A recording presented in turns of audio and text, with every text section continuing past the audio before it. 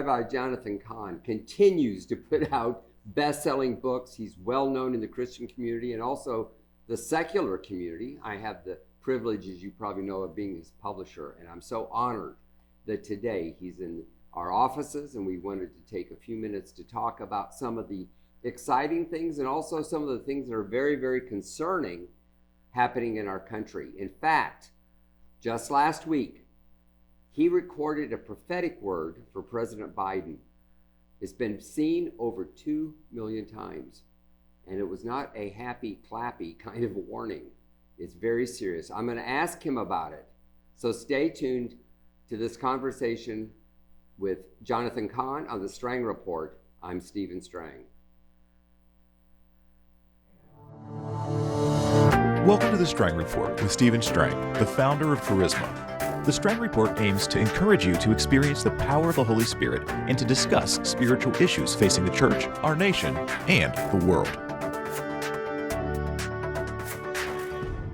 Well, welcome back, everyone. And Rabbi, thank you for taking time. We've had a pretty busy schedule. You're here for a conference with the leaders, rabbis of the Messianic movement. Yeah, it happens once a year here in Orlando, and it's a cool thing, and it's great to always have you there. Well, thank you. And it's, Messianic rabbis, leaders from all around the country, sometimes around the world. It's prophetic. Well, your message was powerful, and we're going to talk about that today. But the part I really liked was the divinic dancing, which I don't see that often. Which I didn't do. He's not saying I did it. That wasn't part of the message either. It was either. part of the worship. It wasn't even part of the, But, of course, this is your latest book, The Return of the Gods, and it's kind of what you're talking about on all kinds of media. I think this is the first time I've done a podcast with you. I did a podcast before the book came out. Oh, okay. Kind of talking about it, teeing it up, but the book has been on the New York Times bestseller list. It's getting all kinds of acclaim. We're hoping that it looks like some major secular media are opening up to you, because this is a message that America needs. So why don't you summarize it? Yeah. For those who've been in a cave and haven't been watching, why don't you summarize what it is? The ultimate thing is this. Jesus gives a parable, and the parable is that if a spirit goes out of a man, looks for a place, doesn't find it, says, I'll go back to the house, my house, the man, and he goes back, finds it clean and empty, and brings back 7 other spirits. They repossess the house or the man.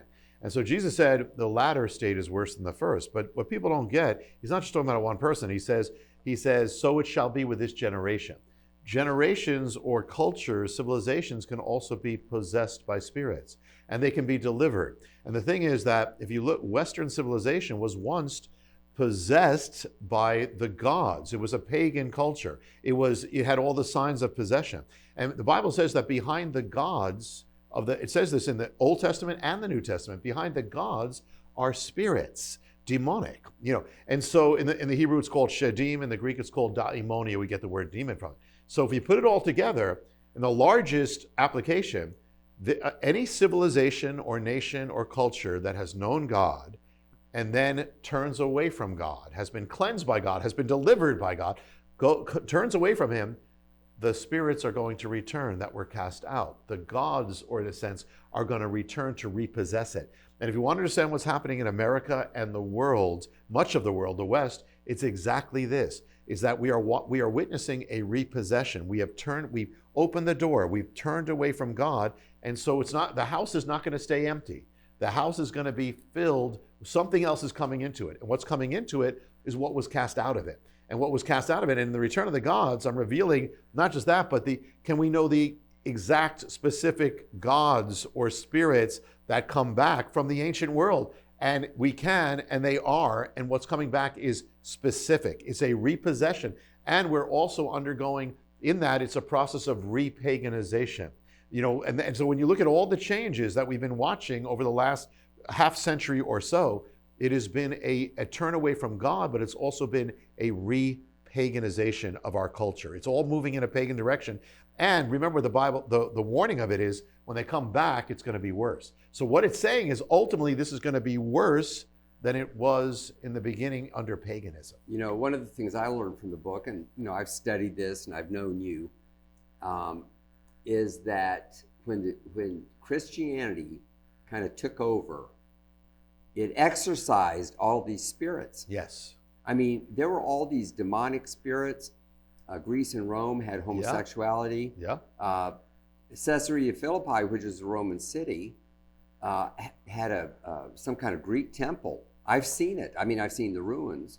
And Jesus went through Caesarea Philippi all the time. In fact, that's the place, if I remember correctly, where he asked his disciples, "Do you love me?" And who do you say I am, too? That's right. So he was well aware of those kind. But, you know, they basically went away. Nobody worships Zeus anymore. Yes. And I had never thought that the early church sort of exorcised. Yeah. Do you believe that the church today has the power to exorcise these spirits? Yes, because we have the power of Jesus, and that's the power. That the power of God is stronger than any spirit.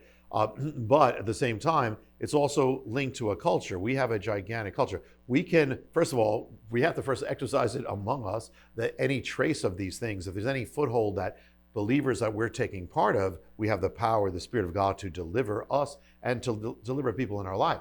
For civilizational deliverance, it needs to be something major, you know, like a movement of the Spirit, like a movement revival. You know, so it's not just individual can exercise an individual, but you were talking about civilization. We're watching an entire civilization moving, and that's a massive force.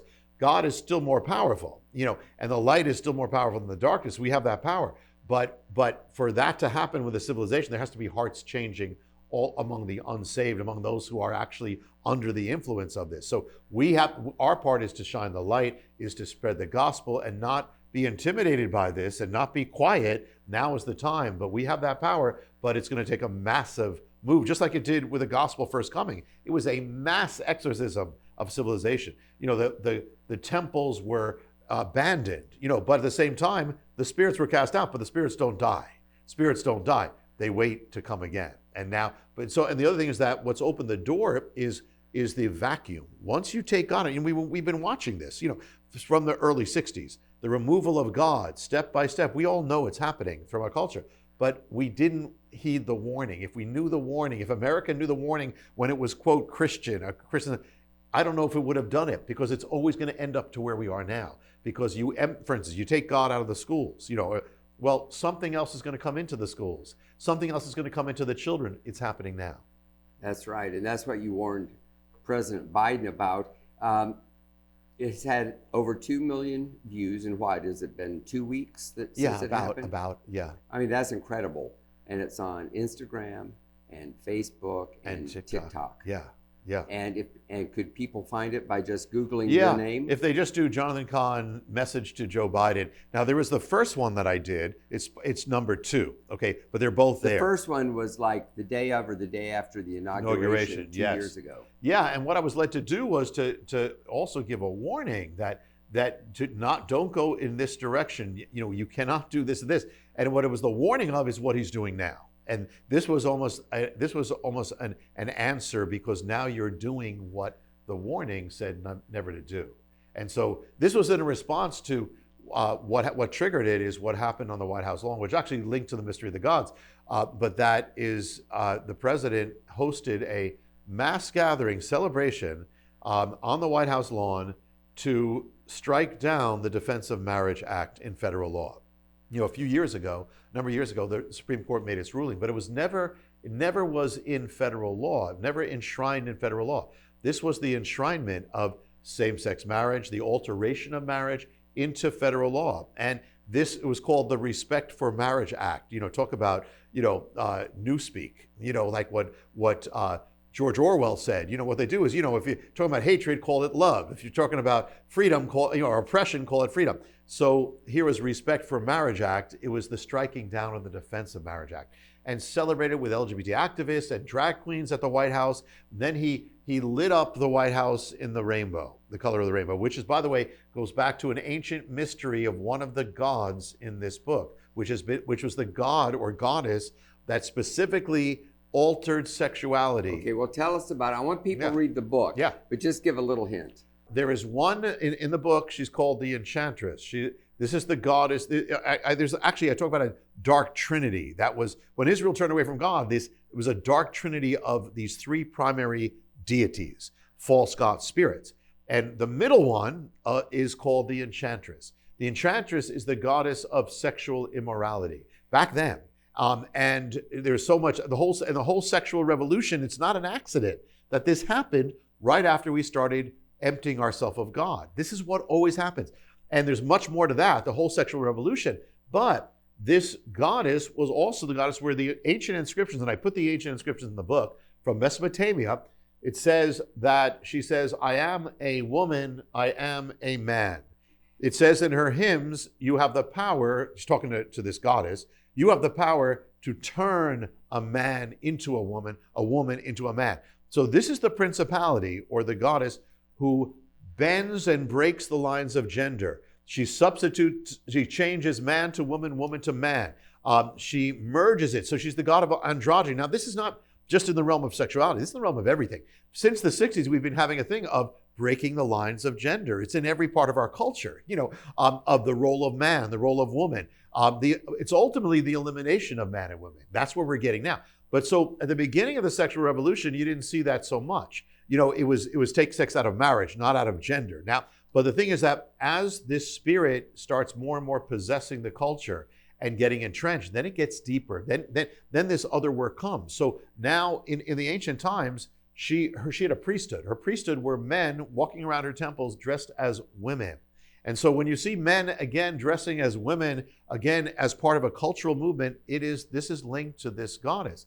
The other thing is it says she turns a man into a woman. So we have another phenomenon happening now, and that is the turning of men into women, women into men, transgenderism. That's all basically, even back then, among her priesthood were those whom she had surgically altered, who were surgically transitioned. That's part of paganism.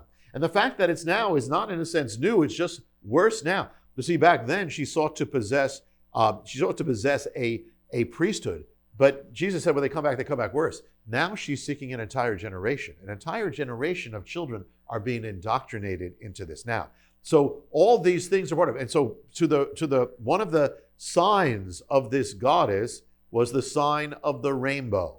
And she's actually the oldest goddess or oldest who is linked to the rainbow in human history. Some of the inscriptions say, one of her names was, she's in the Bible, by the way, as Ashtoreth. But she appears in Babylon as Ishtar and in Greece as Aphrodite. And she was... and in Rome as Venus. In Rome as Venus. We think about how Venus, Aphrodite, this is a dark thing going on here. And the thing is that it says that one of the inscriptions says Manzat Ishtar in Sumer, which means rainbow Ishtar. It says she had rainbow eyes. It says in one of her myths, the epic of Gilgamesh, it says she stretches herself out as a rainbow. So the thing is, she enlarges herself through the sign of the rainbow. That's why the sign of the rainbow, which really belongs to God, but by the way, she was also the goddess known for stealing from other gods.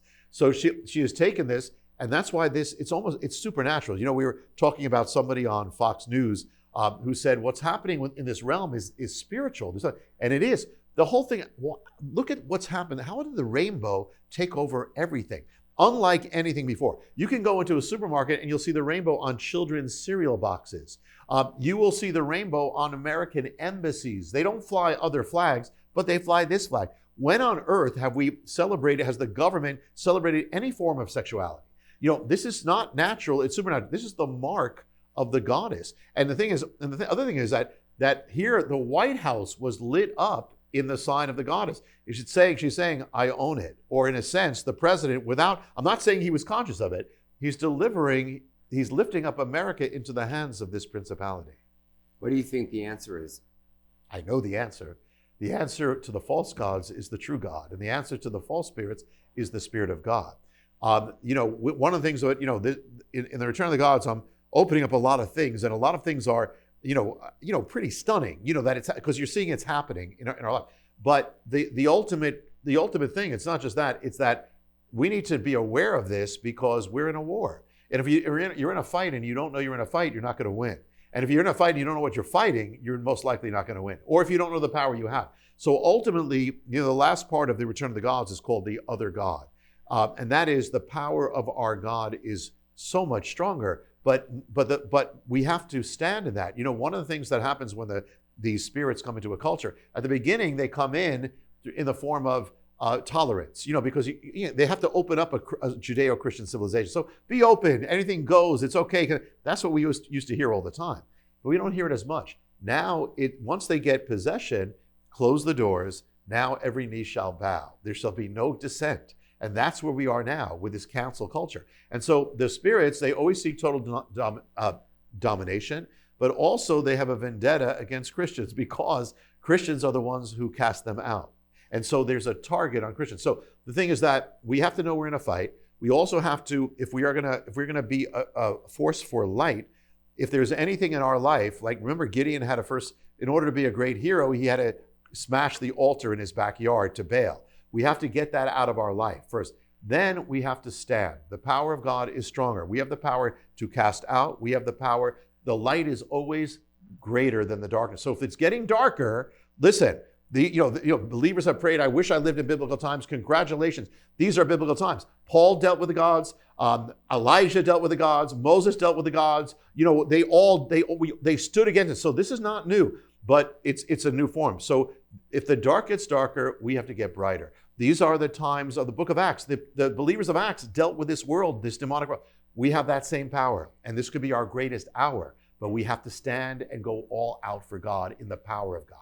Well, so well said. And there's so much more. And if you have not read this book, you need to. You're probably buying it on Amazon, but really any of the sites, including mycharismashop.com. You want to read this book. Also, we haven't talked about it, and we've kind of run out of time, but you did a documentary called Harbinger of Things to Come, and it was a Fathom event in May. And congratulations on the fact that it was the number 2 movie for that day. It was May 12th. It was in 800 and some theaters, which is incredible. We did some stories on charismanews.com about revival breaking out in some of the theaters. Yeah, it was amazing what God did, because we made that without thinking at first whether it's going to go in the theater, and then it just opened up. The theater I was in, it broke out into a prayers for revival for America, and I heard it happen around the country. It was a miracle, and the other thing is that, and I was sharing, we were at the meeting last night and sharing, listen, God will always make a way to shine the light. There's always a way. He's never going to stop. We always, no matter whether it's dark or light, we have to shine the light. It was, and they actually then played it again. It was so popular, they did another night. They did another one, and I think it was number 3 of all movies of Hollywood. Of that particular of that day. Yeah. Yeah. So there's always a way to do this. There's always a way to, so we were blessed, but we have to shine our light. That's the most important thing. And now it's available on Amazon Prime, Amazon, the DVDs are available. And in fact, we just got news that it's having a whole new life. Yeah. This is very important to see. It's a different story than Return of the Gods, but it's very, very well done, and congratulations. It's been so successful. We'll have to talk about, are we going to do other documentaries in the future? Yeah, it's a very, I think, back then, if you had a prophetic word, you'd write it on parchment. Now God gives us media, and that's what you're doing, and this is truly that movie. I mean, I didn't make it, I'm in it, but the one who did an incredible job. It's a powerful prophetic revelation of what's happening now for every believer, and also what to do about it. But so if you can get it, if you weren't there in the theater, even if you were, or if you have friends, it's available everywhere as far as I know. Well, thank you very much. We've kind of run out of time, but I want to thank my listeners for listening to the Strang Report, and my viewers on YouTube. And if you haven't subscribed, subscribe below and write some comments. We appreciate that, and share this with others. And listen, pick up this book. This is not just an effort to sell you a book. This is, as we say in the publishing business, it is not a book is a book is a book. I mean, this is, your life will be fulfilled. Your spirit will be expanded. The lights will go on much more than we were able to talk about in this short podcast. So thank you for listening, and God bless you. Thank you for listening to the Strang Report with Stephen Strang. Stay up to date with the latest episodes by subscribing on YouTube and Rumble, as well as your favorite podcast app at cpnshows.com. Get the latest reports delivered directly to your inbox by subscribing to the newsletter at strangreport.com.